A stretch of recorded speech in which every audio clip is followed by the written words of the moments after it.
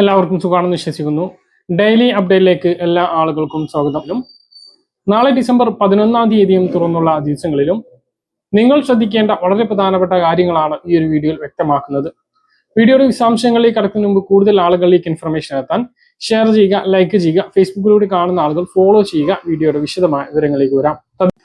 മറ്റൊരാളുടെ ആധാർ കാർഡിന്റെ കോപ്പി എടുക്കുന്നത് വിലക്കിക്കൊണ്ട് പുതിയ നിയമം കൊണ്ടുവരുമെന്ന് unique identification authority of India വ്യക്തമാക്കി. ഹോട്ടലുകൾ, പരിപാടികളിലെ സംഘാടകർ, സമാന സ്ഥാപനങ്ങൾ എന്നിവർ ആധാർ കാർഡുകളുടെ ഫോട്ടോ കോപ്പി ശേഖരിക്കുന്നതും സൂക്ഷിക്കുന്നതും തടയുന്നതിനായി പുതിയ നിയമം ഉടൻ കൊണ്ടുവരുമെന്ന് മുതിർന്ന സർക്കാർ ഉദ്യോഗസ്ഥൻ പ്രഖ്യാപിച്ചു. ഫോട്ടോ കോപ്പികൾ സൂക്ഷിക്കുന്ന രീതി നിലവിലുള്ള ആധാർ നിയമത്തിന്റെ ലംഘനമാണ്. പകരം QR കോഡ് സ്കാൻ വഴിയോ വികസിപ്പിച്ചുകൊണ്ടിരിക്കുന്ന പുതിയ ആധാർ മൊബൈൽ ആപ്ലിക്കേഷൻ വഴിയോ വെരിഫിക്കേഷൻ അനുവദിക്കാവുന്നതാണ്. Unique identification authority UIDAI CEO Bhuvaneshwar കുമാറാണ് ഇക്കാര്യം അറിയിച്ചത്. പേപ്പർ അധിഷ്ഠിത ആധാർ വെരിഫിക്കേഷൻ നിരുത്സാഹപ്പെടുത്തുക എന്നതാണ് ഇതിലൂടെ ലക്ഷ്യമിടുന്നത്. രേഖകളുടെ വെരിഫിക്കേഷൻ ഡിജിറ്റലായി നടപ്പിലാക്കുന്നതിനുള്ള സംവിധാനങ്ങൾ എല്ലായിടത്തും ഉടൻ കൊണ്ടുവരും. ഹോട്ടലുകൾ പോലുള്ള സ്വകാര്യ സ്ഥാപനങ്ങളിൽ സേവനങ്ങൾ ലഭ്യമാക്കാൻ ആധാറിന്റെ ഫോട്ടോ കോപ്പി ആവശ്യമുണ്ട്. ഇത് വ്യക്തിപരമായ വിവരങ്ങളുടെ സുരക്ഷയെ ആണ് ബാധിക്കുന്നത്. ഇങ്ങനെ ഫോട്ടോ കോപ്പി നൽകുമ്പോൾ തങ്ങളുടെ വിവരങ്ങൾ ചോർന്നു പോകുമോ എന്ന ഭയം ഒരുപാട് ആളുകൾക്കുണ്ട്. അവരുടെ ഭയം ഇല്ലാതാക്കാനാണ് പുതിയ നിയമം കൊണ്ടുവരുന്നത് എന്ന് ഭുവനേഷ് കുമാർ വ്യക്തമാക്കി. പുതിയ നിയമം നിലവിൽ വരുന്നതോടുകൂടി മറ്റൊരാളുടെ ആധാർ കാർഡിന്റെ ഫോട്ടോ കോപ്പി എടുക്കുന്നത് കർശനമായി വിലക്കുകയും അത് ഒരു കുറ്റമായി കണക്കാക്കുകയും ചെയ്യും. ഇതിനെതിരെ കർശനമായ നടപടിയും ഉണ്ടാകും. കേരളത്തിലെ SIR സമയപരിധി വീണ്ടും നീട്ടി സുപ്രീം കോടതി. 20 ലക്ഷം ഫോമുകൾ തിരിച്ചു വരാനുണ്ട് എന്നുള്ള കാരണം കൊണ്ടാണ് ഫോമുകൾ സമർപ്പിക്കുന്നതിനുള്ള സമയപരിധി നീട്ടിയത്. ഫോമുകൾ ഡിസംബർ 20 വരെ ഇനി സമർപ്പിക്കാവുന്നതാണ്. ഇനി നാളെ വ്യാഴാഴ്ച ദിവസം തൃശൂർ, പാലക്കാട്, മലപ്പുറം, കോഴിക്കോട്, വയനാട്, കണ്ണൂർ, കാസർഗോഡ് എന്നീ ജില്ലകളിൽ പൊതു അവധിയാണ്. സർക്കാർ സ്ഥാപനങ്ങൾക്കും പൊതുമേഖലാ സ്ഥാപനങ്ങൾക്കും അവധിക്ക് പുറമെ സ്വകാര്യ സ്ഥാപനങ്ങൾക്കും അവധി ബാധകമാണ്.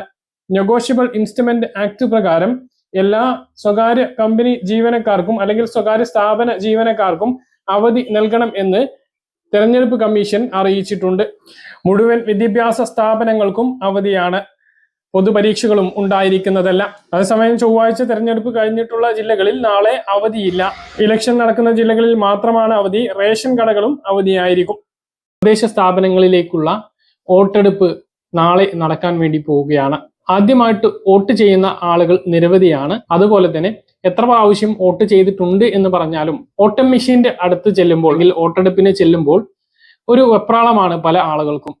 അതുകൊണ്ട് തന്നെ പോളിംഗ് ബൂത്തിലേക്ക് പോകുന്നതിന് മുമ്പ് എങ്ങനെയാണ് സ്വന്തം സ്ഥാനാർത്ഥിക്ക് വോട്ട് ചെയ്യേണ്ടത്? നോട്ട ഈ പ്രാവശ്യം ഉണ്ടാകില്ല. അതിന് പകരം 3 വോട്ട് ആർക്കൊക്കെയാണ് വോട്ടിംഗ് മെഷീനുകൾക്ക് നൽകിയിട്ടുള്ള നിറങ്ങളുടെ പാറ്റേൺ, അതായത് വെള്ള, പിങ്ക്, ഇളം നീല ഇവയൊക്കെയുണ്ട്. ഇതേക്കുറിച്ചൊക്കെ വിശദമായിട്ട് പറയുകയാണ്. നിങ്ങൾ മുനിസിപ്പാലിറ്റിയിലോ കോർപ്പറേഷനിലോ ഉൾപ്പെട്ടിട്ടുള്ള ആളുകളാണ് എങ്കിൽ നിങ്ങൾക്ക് 1 വോട്ട് മാത്രമാണ് ഉണ്ടാവുക. അതേസമയം പഞ്ചായത്തുകളിൽ ഉൾപ്പെട്ടിട്ടുള്ള ആളുകളാണ് എങ്കിൽ നിങ്ങൾക്ക് 3 വോട്ടുകളാണ് ഉണ്ടാവുക. ഒന്ന് ഗ്രാമപഞ്ചായത്ത് വാർഡിലേക്കും അതുപോലെ തന്നെ ബ്ലോക്ക് പഞ്ചായത്ത് വാർഡിലേക്കും ജില്ലാ പഞ്ചായത്ത് വാർഡിലേക്കും ഇങ്ങനെ 3 വോട്ട് ഉണ്ടാകും. ഇതിനായി പോളിംഗ് ബൂത്തിൽ 3 ബാലറ്റ് യൂണിറ്റുകളും ഉണ്ടാകും. കോർപ്പറേഷനുകളിലും മുനിസിപ്പാലിറ്റിയിലും ഉള്ള പോളിംഗ് ബൂത്തുകളിൽ 1 ബാലറ്റ് യൂണിറ്റ് മാത്രമാണ് ഉണ്ടാവുക. അതിന് വെള്ള നിറമായിരിക്കും. അതേസമയം ഗ്രാമപഞ്ചായത്തുകളിൽ വോട്ട് ചെയ്യുന്ന ആളുകൾക്ക് ബ്ലോക്കിലേക്കും അതുപോലെ തന്നെ ജില്ലാ പഞ്ചായത്തിലേക്കും ഗ്രാമപഞ്ചായത്ത് വാർഡിലേക്കുമുള്ള 3 യൂണിറ്റുകളാണ് ഉണ്ടാവുക. അതിൽ ഗ്രാമപഞ്ചായത്തിലേക്കുള്ളത് വെള്ള നിറത്തിലും ബ്ലോക്ക് പഞ്ചായത്തിലേക്കുള്ളത് ഇളം പിങ്ക് നിറത്തിലും ജില്ലാ പഞ്ചായത്തിലേക്കുള്ളത് ഇളം നീല നിറത്തിലുമായിരിക്കും. ഇതിൽ ഓരോന്നിലും ഓരോ വോട്ട് ചെയ്യാവുന്നതാണ്. ഇപ്രാവശ്യം നോട്ട ഉണ്ടാകില്ല. തദ്ദേശ സ്ഥാപനങ്ങളിൽ നോട്ട ഉണ്ടാകില്ല. മത്സരിക്കുന്ന ഒരു സ്ഥാനാർത്ഥിയോടും താല്പര്യമില്ല എങ്കിൽ നോട്ട ചെയ്തിട്ട് നമുക്ക് ആ വോട്ട് അസാധുവാക്കാൻ സാധിക്കുന്നതാണ്. പക്ഷേ തദ്ദേശ സ്ഥാപന തെരഞ്ഞെടുപ്പിൽ നോട്ട എന്നൊരു ബട്ടൺ ഇല്ല. എന്നാൽ ഗ്രാമപഞ്ചായത്ത്, ബ്ലോക്ക് പഞ്ചായത്ത്, ജില്ലാ പഞ്ചായത്ത് സ്ഥാനാർത്ഥികൾക്ക് ആർക്കും വോട്ട് ചെയ്യാൻ താല്പര്യമില്ല എങ്കിൽ താഴെയുള്ള എൻഡ് ബട്ടൺ അമർത്താവുന്നതാണ്. ഇനി എൻഡ് ബട്ടൺ എവിടെയാണെന്ന് ചോദിച്ചാൽ ജില്ലാ പഞ്ചായത്ത് യൂണിറ്റിൽ ഏറ്റവും താഴെയായിട്ടാണ് എൻഡ് ബട്ടൺ ഉള്ളത്.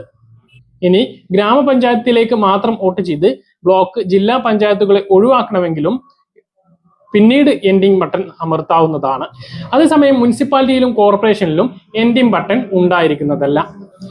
മുനിസിപ്പാലിറ്റിയിലേക്കും കോർപ്പറേഷനിലേക്കും നിങ്ങൾ വോട്ട് ചെയ്യാൻ പോവുകയാണ് എങ്കിൽ തീർച്ചയായിട്ടും ആ വോട്ട് ചെയ്തിട്ടേ മടങ്ങാൻ കഴിയുകയുള്ളൂ എന്നുള്ളതാണ്. ഇനി എങ്ങനെയാണ് വോട്ട് ചെയ്യേണ്ടത്, അതാണ് പല ആളുകൾക്കും അറിയേണ്ടതും. വോട്ട് ചെയ്യുന്നതിന് ആവശ്യമായിട്ട് നമ്മുടെ BLOമാർ നമ്മുടെ വീടുകളിലേക്ക് സ്ലിപ്പ് കൊണ്ടുവന്ന് തന്നിട്ടുണ്ടാകും.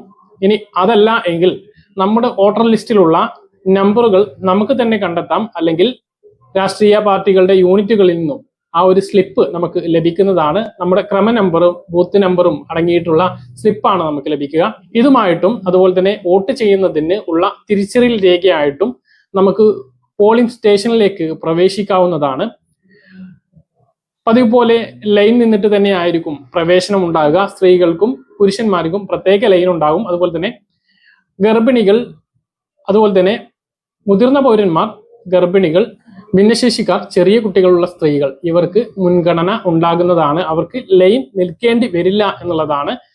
അതുപോലെ തന്നെ വോട്ട് ചെയ്യാൻ വരുന്ന ആളുകൾക്ക് ഇരിപ്പിടം സജ്ജീകരിക്കണം എന്നുള്ളത് നിയമമാണ്. പലപ്പോഴും അത് ഉണ്ടാവാറില്ല, എങ്കിലും ഈ ഒരു രീതിയിലാണ് അവിടുത്തെ കാര്യങ്ങളുള്ളത്. ഇനി വോട്ട് ചെയ്യുന്നതിന് പോളിംഗ് സ്റ്റേഷനിലേക്ക് കടന്നാൽ പോളിംഗ് ഉദ്യോഗസ്ഥർ നമ്മുടെ തിരിച്ചറിയൽ രേഖ പരിശോധിക്കും. ശേഷം നമ്മുടെ ക്രമ നമ്പർ നോക്കി അത് ഉറക്കെ പറയും. ഓരോ രാഷ്ട്രീയ പാർട്ടികളുടെയും ബൂത്ത് ഏജന്റുമാർ അവ നോക്കി ടിക്ക് ചെയ്യും. അതുപോലെ തന്നെ ഉദ്യോഗസ്ഥരും ആ ഒരു ക്രമ നമ്പർ നോക്കി ടിക്ക് ചെയ്യുന്നതാണ്. അതിനുശേഷം രണ്ടാമത്തെ പോളിംഗ് ഉദ്യോഗസ്ഥന്റെ അടുത്തേക്കാണ് നമ്മൾ പോവുക. അവിടെ നിന്നും ഇടത്തെ കൈയിന്റെ ചൂണ്ടുവിരലിൽ മഷി പുരട്ടുന്നതാണ്.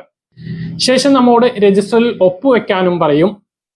ശേഷം നമ്മൾ രജിസ്റ്ററിൽ ഒപ്പുവെച്ചതിന് ശേഷം നമുക്ക് വോട്ട് ചെയ്യുന്നതിനുള്ള സ്ലിപ്പ് ലഭിക്കുന്നതാണ്. അതിനുശേഷം വോട്ടിംഗ് മെഷീന്റെ ചുമതലയുള്ള ഉദ്യോഗസ്ഥരുടെ അടുത്തേക്ക് സ്ലിപ്പുമായിട്ട് പോകണം. ഈ സ്ലിപ്പ് അവരെ ഏൽപ്പിക്കുമ്പോൾ ആ ഉദ്യോഗസ്ഥൻ കൺട്രോൾ റൂമിലെ ബാലറ്റ് യൂണിറ്റ് ബട്ടൺ അമർത്തും. അപ്പോൾ നമ്മുടെ വോട്ടിംഗ് മെഷീനുകൾ വോട്ട് ചെയ്യുന്നതിന് വേണ്ടി സജ്ജമാകുന്നതാണ്. അതിനുശേഷം വോട്ടിംഗ് കമ്പാർട്ട്മെന്റിലേക്ക് കടന്ന് നമുക്ക് വോട്ട് നിർവഹിക്കാവുന്നതാണ്.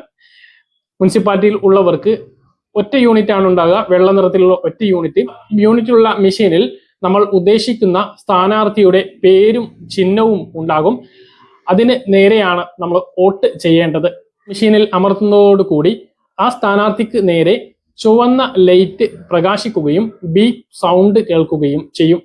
ആ സൗണ്ട് കേട്ടതിന് ശേഷം ആ യൂണിറ്റിൽ നിന്ന് പോവുക. അതിനുശേഷം ഗ്രാമപഞ്ചായത്തിലുള്ള ആളുകളാണെങ്കിൽ അടുത്ത യൂണിറ്റിലേക്ക് പോവുക. അതിലും വോട്ട് രേഖപ്പെടുത്തി മൂന്നാമതുള്ള ജില്ലാ പഞ്ചായത്തിലേക്ക് പോവുക. മുനിസിപ്പാലിറ്റി കോർപ്പറേഷനിൽ ഉള്ള ആളുകളാണെങ്കിൽ ഒറ്റ വോട്ടാണുള്ളത്. ആ നീണ്ട ബീപ്പ് ശബ്ദം കേട്ട് കഴിഞ്ഞാൽ അവിടെ നിന്നും മടങ്ങാവുന്നതാണ്. ഇത്രയുമാണ് ഇതിന്റെ പ്രക്രിയ ഉള്ളത്. ഇതിൽ നിങ്ങൾക്ക് എന്തെങ്കിലും സംശയങ്ങൾ ഉണ്ട് എങ്കിൽ പ്രിസൈഡിംഗ് ഓഫീസറോട് അവിടെ നിന്ന് തന്നെ ചോദിച്ച് മനസ്സിലാക്കി സംശയം തീർത്തതിന് ശേഷം വോട്ടുകൾ രേഖപ്പെടുത്താവുന്നതാണ്. പറഞ്ഞ കാര്യങ്ങൾ കൃത്യമായിട്ട് മനസ്സിലാണെന്ന് കരുതുന്നു. ഒരു രാജ്യത്തെ പൗരൻ എന്നുള്ള നിലക്കും, ഒരു രാജ്യസ്നേഹി എന്നുള്ള നിലക്കും, ഒരു ജനാധിപത്യ വിശ്വാസി എന്നുള്ള നിലക്കും ഏറ്റവും പ്രധാനപ്പെട്ടതാണ് ഓരോ വോട്ടുകളും. അതുകൊണ്ട് ആരും വോട്ട് ചെയ്യാതിരിക്കരുത്. നിങ്ങൾക്ക് ഇഷ്ടമുള്ള സ്ഥാനാർത്ഥികൾക്ക് നാടിന്റെ വികസനം കൊണ്ടുവരും എന്ന് ഉറപ്പുള്ള ആളുകൾക്ക് നിങ്ങളുടെ സമ്മതിദാന അവകാശം വിനിയോഗിക്കണമെന്ന് കൂടി ഓർമ്മിപ്പിക്കുന്നു. പറഞ്ഞ കാര്യങ്ങൾ കൃത്യമായിട്ട് മനസ്സിലാണെന്ന് കരുതുന്നു. ഈ വീഡിയോ പരമാവധി ആളുകളിലേക്ക് എത്തിക്കുക. മറ്റൊരു വീഡിയോയുമായി നമുക്ക് വീണ്ടും കാണാം. ദൂരേക്കും ബൈ.